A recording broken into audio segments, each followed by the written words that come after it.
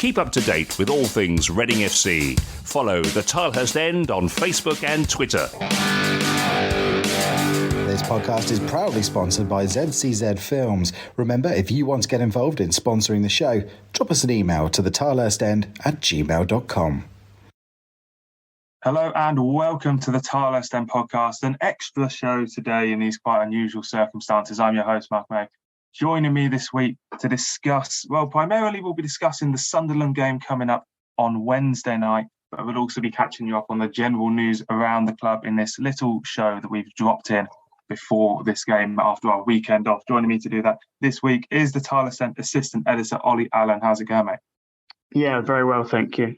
Looking forward to getting back to it on Wednesday night. Obviously unplanned circumstances last weekend, but I think, when you're in the form that Reading are in at the moment, you just want to play games all the time, I think. So, yeah, looking forward to getting back to it on Wednesday.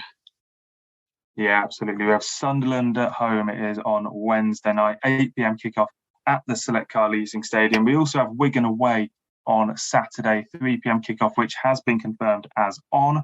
So Reading only missing out the one game, obviously, in the wake of the death of the Queen, which, I probably could spend a few minutes going into tributes and stuff like that. But ultimately, we will just be kicking on with the football. It'll be good to have all the stuff before the Sunderland game where fans can pay their respects. So I suppose it's worth us just having a quick word, Ollie, on obviously the fact that the Watford game got postponed. There were, probably the majority of fans online at least weren't particularly happy about it.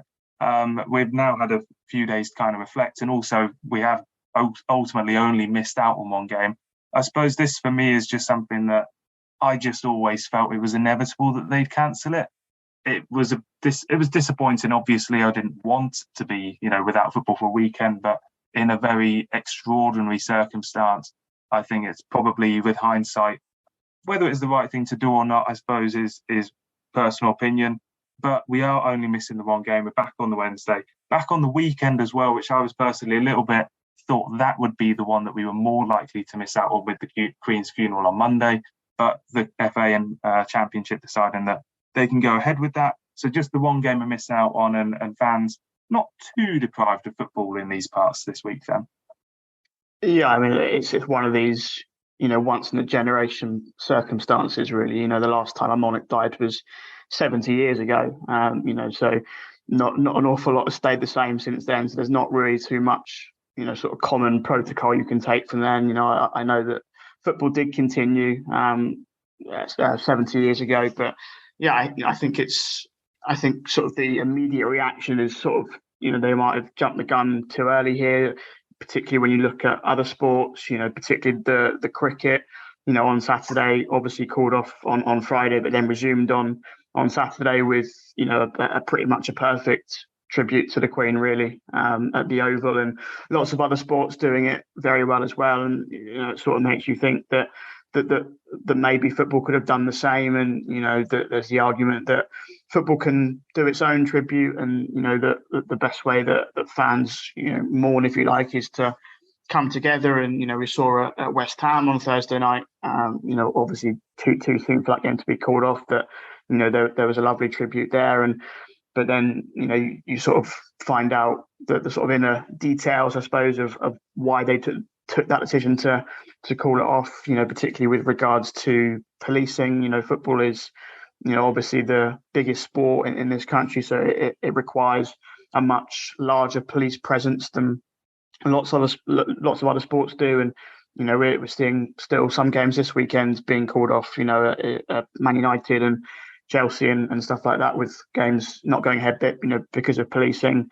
There's also this argument of, how respectful are football fans. The death of the Queen has, naturally, I suppose, divided public opinion in terms of the way you feel about it. And football fans, sadly, I'm not tying everyone with the same brush, but some football fans, I suppose, have this reputation for breaching the peace to a certain degree. And I suppose the football authorities' worry is that there would be an incident over the weekend that might tarnish that, and that might put, again, football in not the best light.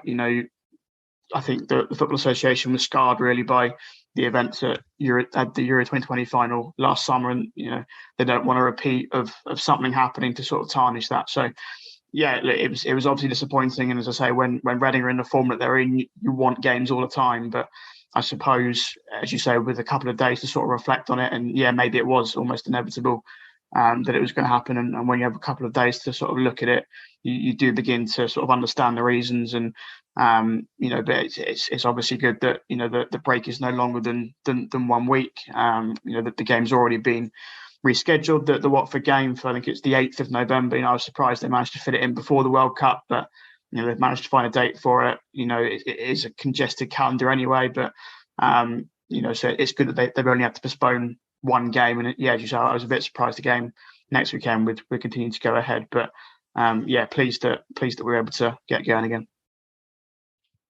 Yeah, the only other things I'd add is that they cancelled grassroots football and kids football on the weekend, which I thought was really unnecessary. And also, I wasn't exactly. I just feel like after so many years of planning that the government just kind of turn around and be like, well, it's up to you guys. I thought that was a bit of a dereliction of duty, but don't need to get too political with government chat on this show. So let's talk about Reading then. Before we go into Sunderland, actually, there's been a bit of news in the week that supposedly Andy Carroll is on his way back. The Reading Chronicle saying that he's basically on the verge of re-signing.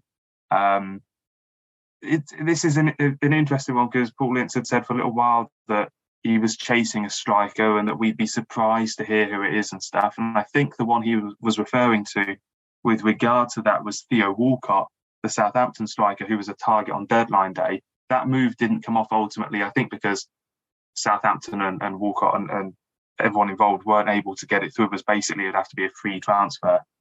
So he remained at Southampton. So now we're looking back at Andy Carroll, a player who came to Reading last season, and I think by all accounts did okay. I would never say that he had an outstanding season or was back to his best or anything like that. His record was, if you obviously not counting those 2 stunning offside goals he scored for Reading, 2 goals in 8 matches, which is pretty bog standard, to be honest, in the Championship. So I'm not entirely sure what to make of this. Bodies through the door. Certainly Reading only really have kind of 2 fit senior strikers at the moment, Yaku Mate obviously being out injured. It's one that I suppose on Twitter was really greeted as great news, but I'm not really entirely sure that I think it will be changing our season or anything like that. Yeah, I think it tells you how popular Andy Carroll was during his time at Reading based off that reaction. Despite the fact, as you say, only scored 2 in 8, which is a fairly average record, and Reading actually only won 1 of the 8 games that he played in, but he still came out the back of that 2-month spell with a pretty good reputation. I think partly that's down to the fact that he almost defied people's expectations in that he managed to stay fit for the entire 2 months. Lots of talk, of his patch injury record when he came in, but he was available for every game when he was here, and also the fact that he just worked pretty hard, to be honest. I think, when you have someone like Andy Carroll who, has, I suppose, a bit of a reputation for perhaps being a bit lazy or, perhaps, being a bit of a party boy or whatever, that he's not going to give 100%, now that he's dropped down to the Championship. But you couldn't really fault his work ethic and his effort, as you say. If he managed to stay on side against Fulham, he had 2 screamers in his locker. So, I think a body through the door in attack is appreciated. As you say, the options are limited at the moment. Lucas Shaw, we know, on his day is one of the most lethal strikers in this division, but ultimately does blow hot and cold to an extent. You can't be relying on 35-year-old Shane Long. As hard as he works, he's not going to be that man for you Saturday, Tuesday. So, and there's clearly something there from Paul Ince that he doesn't quite trust Jamari Clark. I'm not quite sure the reason for that. We've seen Kelvin Ihapashiaman get a few appearances off the bench, but again, he's not really going to be ready to be leading the line in the Championship every week. So, yeah, I think one more body is definitely appreciated. The options out there at the moment in terms of free agents are very, very limited indeed. And to be honest, Andy Carroll is probably the best of the bunch out there, first and foremost because he knows the club. He's popular with the fans. He's already got that reputation there. He was popular with the squad last season as well. They were all pretty disappointed to see him go to West Brom in January by all accounts. So Yeah, I'm certainly not against it. As I say, I was a fan of him when he was here. It's very clear that it's just a case of getting a striker in. The fact that they've gone from, wanting Theo Walcott, who by all accounts wanted to come to Reading, as you said, it was just a case of Southampton not being willing to release him for him to sign him on a free contract. But the fact they've gone from Theo Walcott, who, yes, is 33, but he's still, I think there was something, he was still the quickest player in the Southampton squad during pre-season or something like that. So he's still very much that typical pacey striker running in behind. He's almost a complete opposite to, big 6'5" Andy Carroll target man. So there clearly wasn't, in terms of a plan, in terms of we want this type of striker coming in through the building. We just want a striker, a body through the door. So yeah, I'm looking forward, if it does happen, to seeing Andy Carroll. That we're not going to be able to rely on him every week. But in terms of another option to have, he was a nuisance for defenders when he was here last time. So certainly not against the signing from my point of view. Yeah, I think there's such a limited pool of players. Obviously, we've seen Massimo Luongo, the midfielder that was on trial with Reading, go to Middlesbrough. I think Mate Vidra is still available as a potential option if Reading wanted to go down that route. Obviously, a player who's also played for the club before. But yeah, I think ultimately having Eberchowen as the only striker off the bench, Jamari Clark being the kind of reserve behind him, and Tom Ince actually filling up kind of up front as well, does show that we need someone in. How Andy Carroll would fit alongside Zhao or Long, or obviously Mato when he's back, I'm not too sure, but that's just a question for the future, I guess. It's not officially over the line anyway yet, so we'll have to see whether that one comes off. So let's talk about the Sunderland game.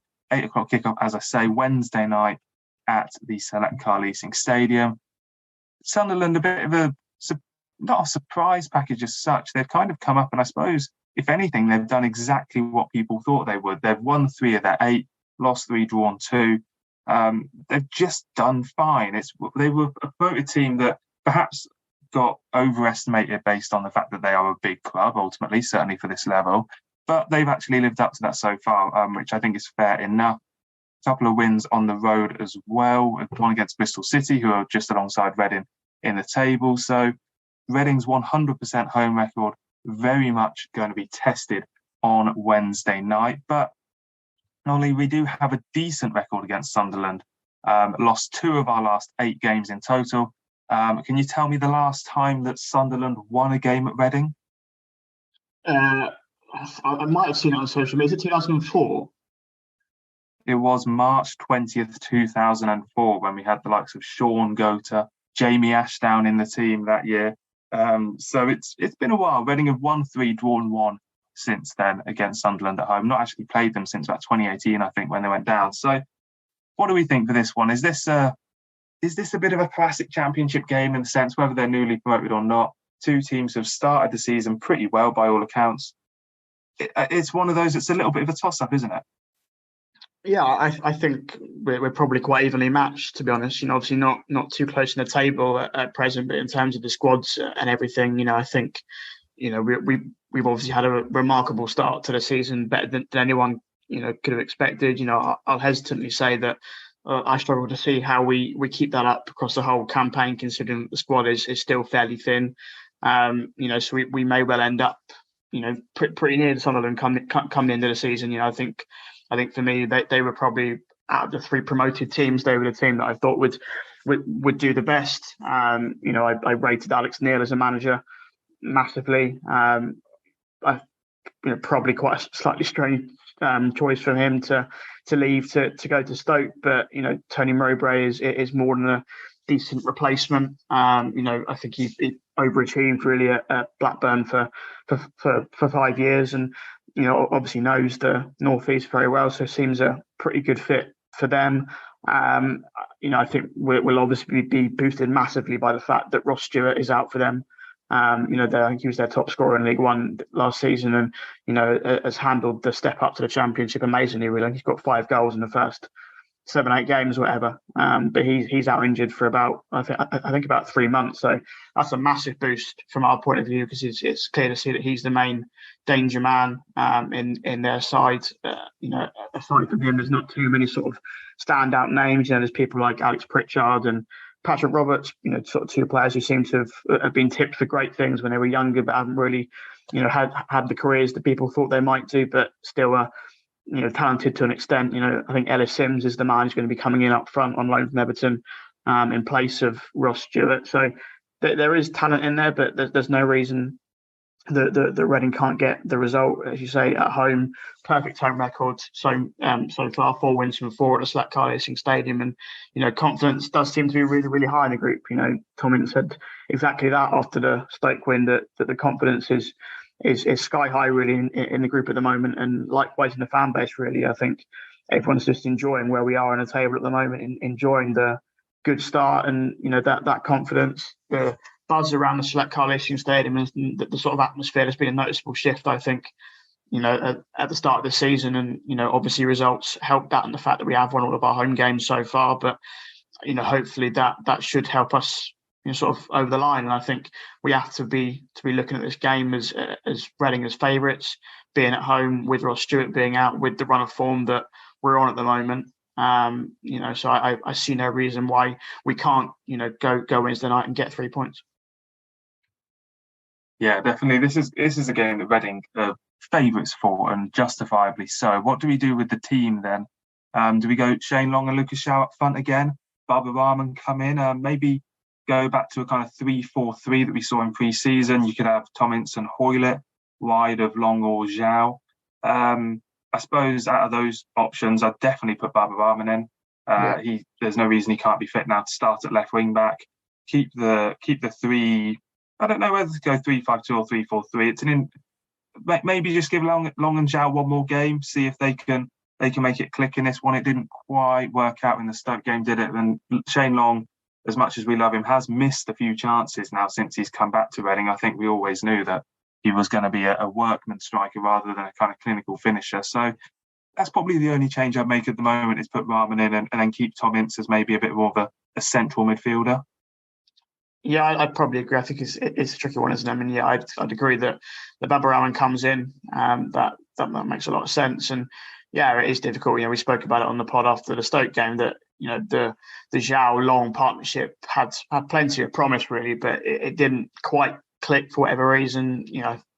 Probably more. Not that it.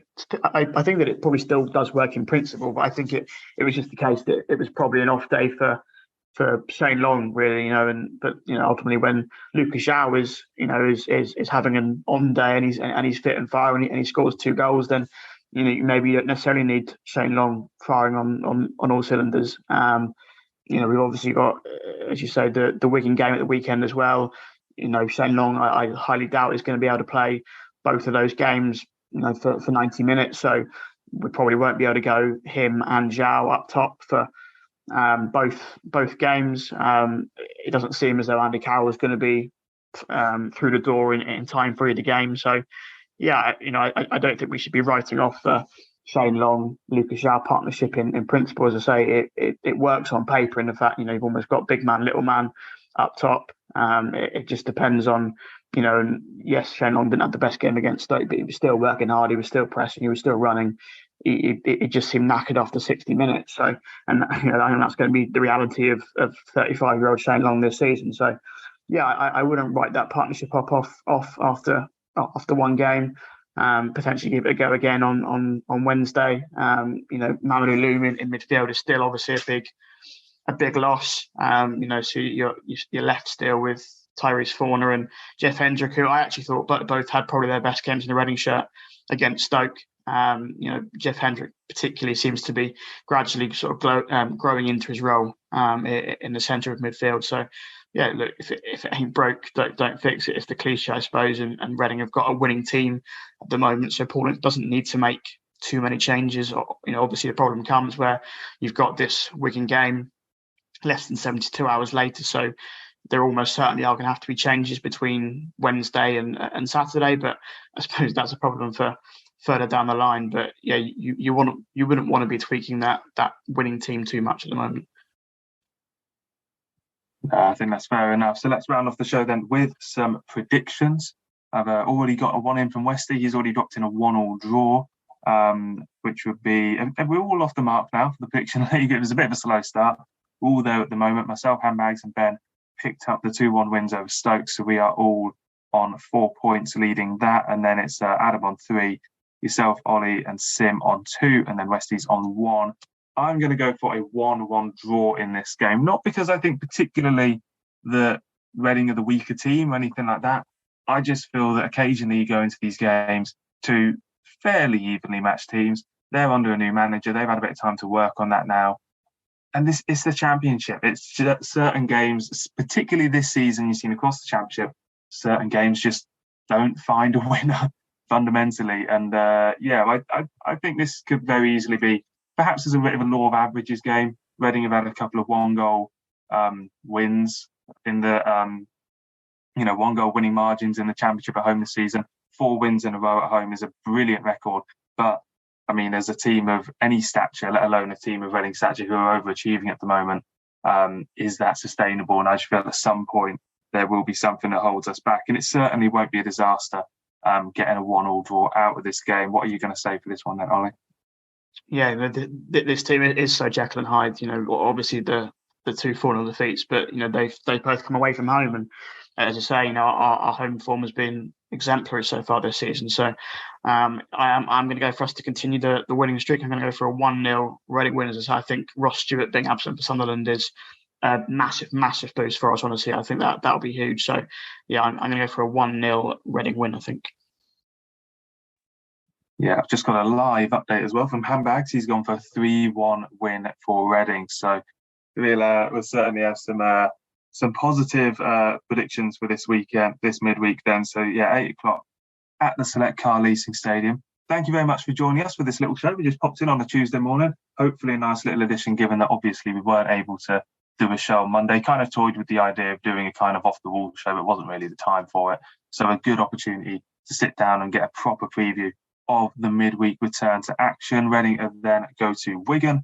After that, we'll be back probably Monday afternoon for a normal show after that game. And then we have an international break. So a couple of breaks for Reading at the moment. But this week is a busy one. Sunderland at home, Wigan away. Let's hope that there are 6 lovely points sending us into an international break that will keep Reading right in the mix at the top of the table. Thanks very much for joining me this morning then, Ollie.